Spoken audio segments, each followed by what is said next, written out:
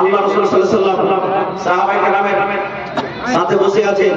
এবারে নবীজি সাহাবায়ে কেরামকে একটা কথা বলছেন, রে আমার সাহাবীরা তোমরা শুনে নাও, কুল্লু উম্মতি ইয়াদখুলুনাল জান্নাহ। আল্লাহর নবী সাহাবায়ে কেরামকে বললেন, ও আমার সাহাবার দলেরা তোমরা শুনে নাও, কুল্লু উম্মতি ইয়াদখুলুনাল জান্নাহ। আমার যত উম্মত রয়েছে সমস্ত উম্মত কিয়ামতের দিন জান্নাতের ভিতরে যাবে। যত উম্মত রয়েছে আমার সমস্ত উম্মত কোথায় যাবে? কোথায় যাবে ভাই? জান্নাতের ভিতরে যাবে। তাহলে হাদিসের শব্দ থেকে বোঝা গেল আল্লাহর নবী যে কথাটা বলেছেন সেই কথা থেকে আমরা বুঝতে পারলাম নবীর উম্মত হলো কারা। এই জমিনের উপরে আকাশের তলাতে কিয়ামত পর্যন্ত যত লোক আসবেন সমস্ত লোক হলেন নবীর উম্মত।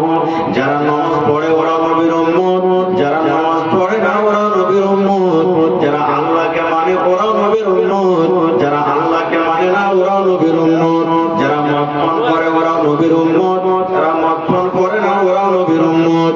যেই লোকেরা আল্লাহ তাবারাক ওয়া তাআলার কথা মেনে চলে নবীর তারিখার মতো জীবনটা কাটে ওরা হলো নবীর উম্মত। আর যারা নিজের মন মতো জীবনটা কাটে ওরা হলো নবীর উম্মত। তাহলে এখানে আপনারা প্রশ্ন করবেন, মাওলানা এত কষ্ট করে নামাজ পড়ার কি দরকার? এই যে দান করলাম দান করার কি দরকার? 5 লক্ষ টাকা খরচ করে হজ করার কি দরকার? রমজান মাসে 1 মাস ধরে রোজা রাখার কি দরকার? এই যে মাঝে মাঝে কোরআন পড়ি, কোরআন তেলাওয়াত করি, এই কোরআন তেলাওয়াত করার কি দরকার? কারণ আল্লাহর সমস্ত আল্লাহর নবীর সমস্ত উম্মত হয়ে গেল। আর নবী বলেছেন সমস্ত উম্মত জান্নাতের ভিতরে চলে যাবে, সমস্ত লোক জান্নাতের ভিতরে চলে যাবে। কিন্তু আমার মায়েরা খালারা ভাইরা শুনেন, আল্লাহর নবী তারপরে বলছেন উম্মত রে ও আমার সাহাবার দলেরা তোমরা শুনে নাও, ইল্লা মান আবা। সব জান্নাতের ভিতরে চলে যাবে কিন্তু ইল্লা মান আবা। আল্লাহর নবী বলেছেন যারা আবা ওরা জান্নাতের ভিতরে যাবে না, এই জান্নাতের ভিতরে যাবে না।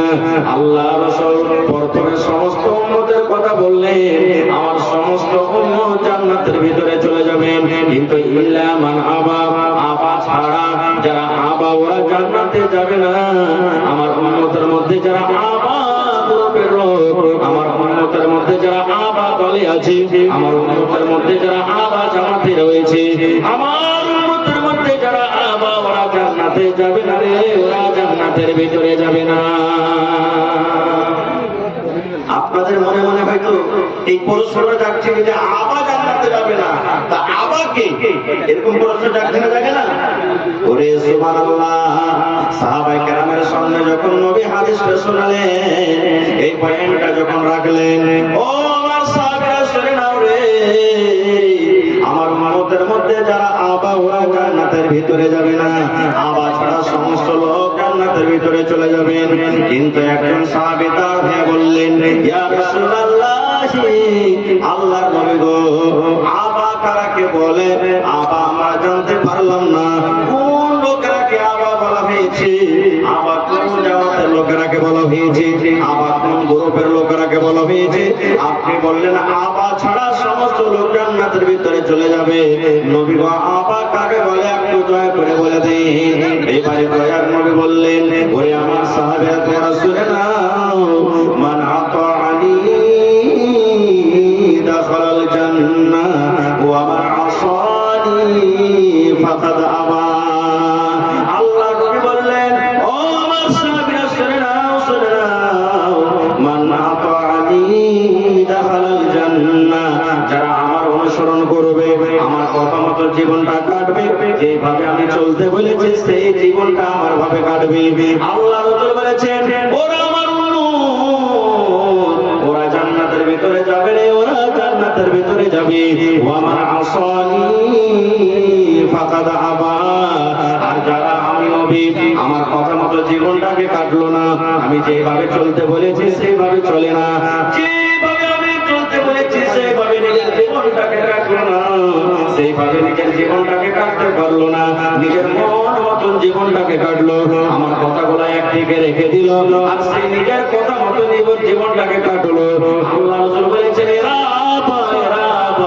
এরা জান্নাতের ভিতরে যাবে না রে, এরা জান্নাতের ভিতরে যাবে না। নারে তাকবীর। তাহলে বোঝা গেল এই হাদিস থেকে যে নবীর উম্মতের মধ্যে ওই লোকেরাই জান্নাতে যাবে যারা নবীর সাথে মহব্বত করবে, নবীর অনুসরণ করবে, ইত্তেবা করবে, আর ওই লোকেরা জাহান্নামে যাবে নবীর উম্মতের মধ্যে যারা নিজের মন মতন জীবনটা কাটাবে। তাহলে হাদিস থেকে আমরা বলতে পারলাম যে আমাদেরকে নবীর অনুসরণ করে চলতে হবে এবং নবীর সাথে মহব্বত করতে হবে। হবে না? হবে না? জয় বলেন হবে না? হবে না? হবে। এবারে বলবেন হাজী মাওলানা নবীর অনুসরণ কেমন করে করব, নবীর অনুসরণ কেমন করে করতে হয়? বাস বেশি লম্বা আওয়াজ করব না আপনাদের সাথে। এই যে দেখেন চোখে চোখে দেখতে পাচ্ছি একটা ভুলের কথা আপনাদের সামনে বলবো।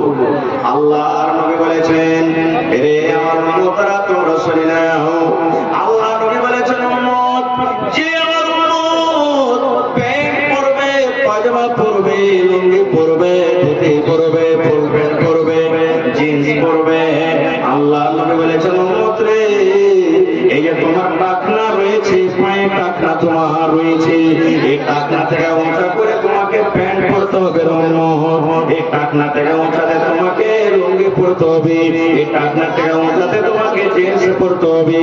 এইবার আমাকে বললেন ও আমার উম্মত তোমরা শুনে নাও, সাহাবা তোমরা শুনে নাও, তোমরা যদি টাকনা থেকে নিচে লুঙ্গি পরো, তোমরা যদি টাকনা থেকে নিচে পায়জামা পরো, তোমরা যদি টাকনা থেকে নিচে তোমরা প্যান্ট পরো, তোমরা টাকনা থেকে নিচে যদি জিন্স পরো, আল্লাহ রাসূল বলেছেন তোমার টাকনা থেকে যত দূর নিচে থেকে লুঙ্গি প্যান্ট যাবে ওই জায়গাটা কিয়ামতের দিন আল্লাহ রাব্বুল আলামিনের জাহান্নামের আগুনে জ্বলবে। একটা হাদিস রাসূল বলেছেন এই যে টাকনা আছে পায়ের টাকনা, এই টাকনা থেকে নিচে যদি লুঙ্গি প্যান্ট পায়জামা যদি আমরা পরি তো টাকনা থেকে নিচে যত দূর যাবে জায়গাটা কোথায় জ্বলবে? জাহান্নামে। জোরে বলেন কোথায় জ্বলবে? জাহান্নামে জ্বলবে। এইবারে আপনারা বলবেন হাজী মাওলানা গোটা বডিটাকে জাহান্নামের ভিতরে গেল না, একটুখানি যদি জাহান্নামে চলে যেত অসুবিধা কি আছে? একটুখানি যদি জাহান্নামের আঁচ লেগে যায় পাখানা তো কি অসুবিধা আছে? লাগলো তো লাগলো।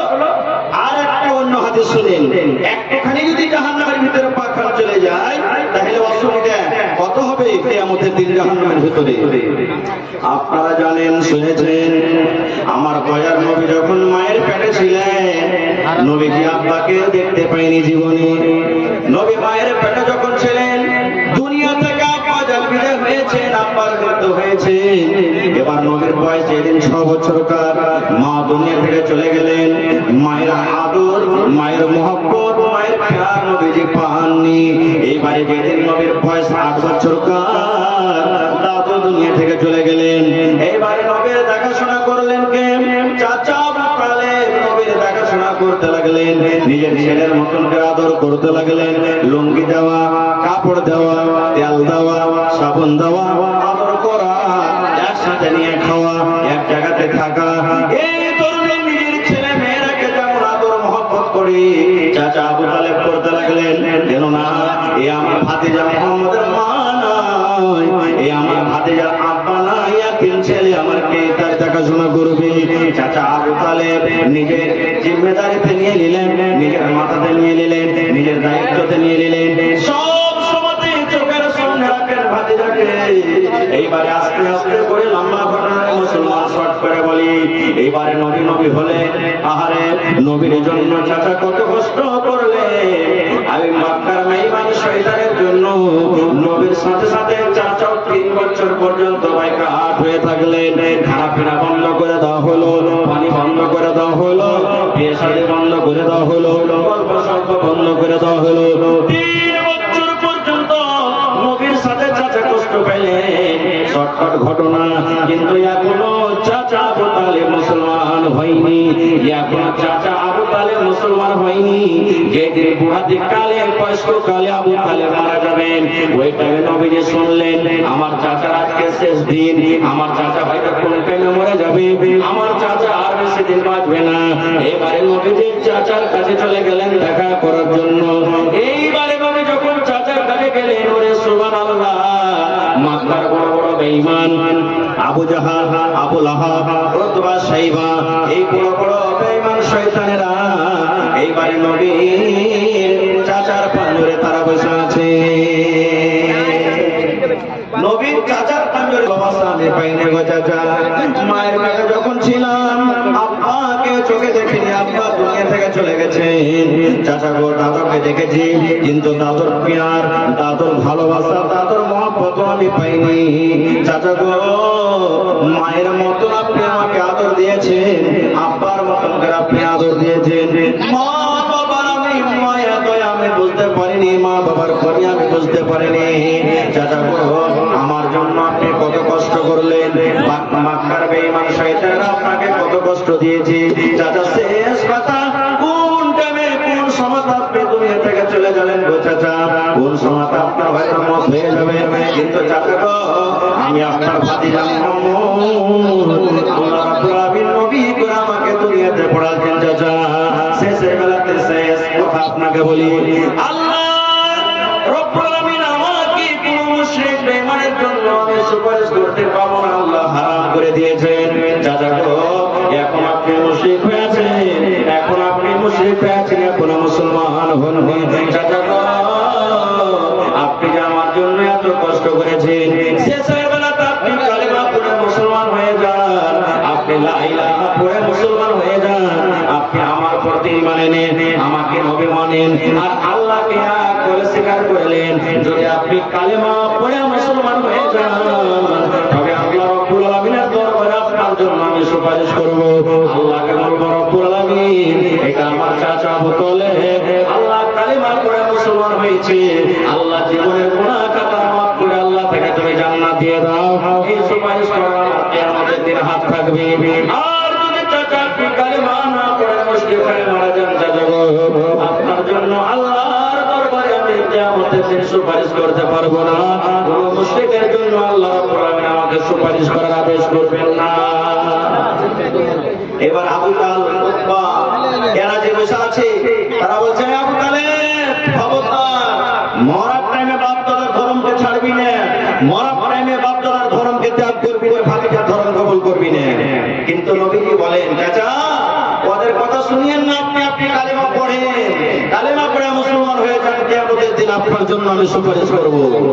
এরে আমার ভাইরা মায়েরা খালারা শুনেন, শেষ কথা আবু তালেব এই কথা বলে মরছেন, ও আমার ভাতিজা মুহাম্মদ, ওরে আমার জন কলেজার টুকরা নয়নের তারা ভাতিজা শুনলে, আমি জানি কি সত্য, তোর কথা সত্য, তুই নবী সত্য, তোর কোরআন সত্য, তোর আল্লাহ এক সত্য, জান্নাত জাহান্নাম সত্য, কিন্তু ভাতিজা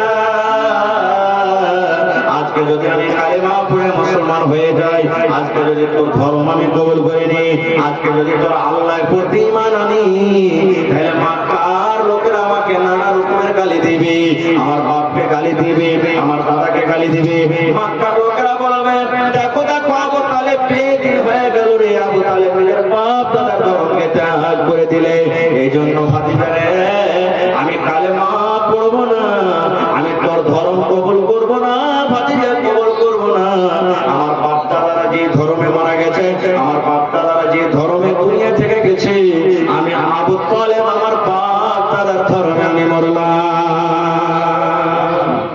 শেষ কথা, আবু তালেব মারা গেলে এবারে দয়ার নবী সুবহানাল্লাহ চোখের কোনা দিয়ে একটুখানি পানি ঝরতে শুরু হয়ে গেল। সাহাবায়ে কেরাম বলছেন, ইয়া রাসূলুল্লাহ, চাচা মারা গেল বলে আপনার মনে কত কষ্ট, কত দুঃখ, এই জন্য হয়তো আপনার চোখটা সরবার করছে। যখন কথাটা বলা, আল্লাহর নবী বলেন, সাহাবীরে আমার চাচা মরে গেছে বলে আমার চোখ দিয়ে পানি ঝরে না, আমার চাচা মরে গেছে বলে আমার মনে কোনো দুঃখ নাই, কিন্তু আমি এই জন্য কান্দি রে ভাতিজা, এই জন্য কান্দি রে সাহাবীরা, আমার